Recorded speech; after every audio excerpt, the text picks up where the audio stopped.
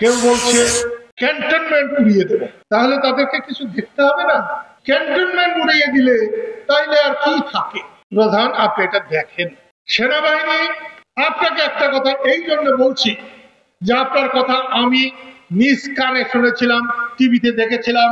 আপনি বলেছিলেন দেশের দায়িত্ব আমি নিলাম, আলহামদুলিল্লাহ আপনি দেশকে ভালো করবেন। এই দায়িত্ব নিলে, আপনি যদি সত্যি দায়িত্ব নিয়ে থাকেন, তাহলে দেশে এত অরাজকতা কেন? অধ্যাপক ইউনূস কিন্তু বলে নাই, তখন তিনি বাইরে ছিলেন। 5 তারিখে উনি বাইরে ছিলেন।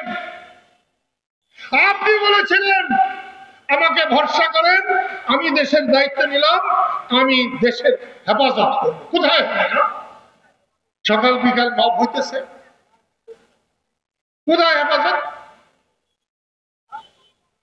মুক্তিযোদ্ধা মঞ্চ নাকি মঞ্চ 71-এ আমাদের টাঙ্গাইলের সম্মান, আমাদের নেতা, তিনি বক্তৃতা করতে গেছেন, আলোচনা করতে গেছেন। আলোচনা করা কি নিষিদ্ধ? এবং মুক্তিযুদ্ধ নিয়ে এবং সংবিধান নিয়ে? তাহলে সেইখানে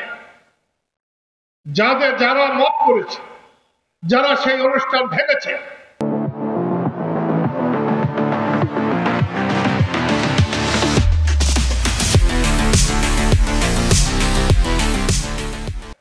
সন্ত্রাস বিরোধী কাজ, সন্ত্রাসী কাজ তারা করেছে, যারা বক্তৃতা করতে গেছিল, যারা শ্রোতা শুনতে গেছিল তারা গেছে?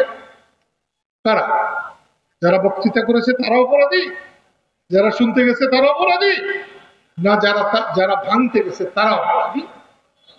যারা ভাঙতে গেছে তাদেরকে আপনি অ্যারেস্ট করেন নাই, মামলায় দেন নাই, মামলায় দিয়েছেন যারা শুনতে গেছে, বলতে গেছে। বন্ধুরা, কোঠা বিরোধী, বৈষম্য বিরোধীরা, আপনাদের একার ক্ষমতায় শেখ হাসিনা যায় নাই। আল্লাহর তরফ থেকে আল্লাহর গজব করেছে বলে শেখ হাসিনার বিদায় হয়েছে। অন্যায় করেছে, জুলুম করেছে, সেই জুলুম তো আপনারা তার 10 গুণ বেশি করে করছেন, তাহলে আপনাদের বিদায় হবে না? সেই জন্য বলছি, সাবধান হন।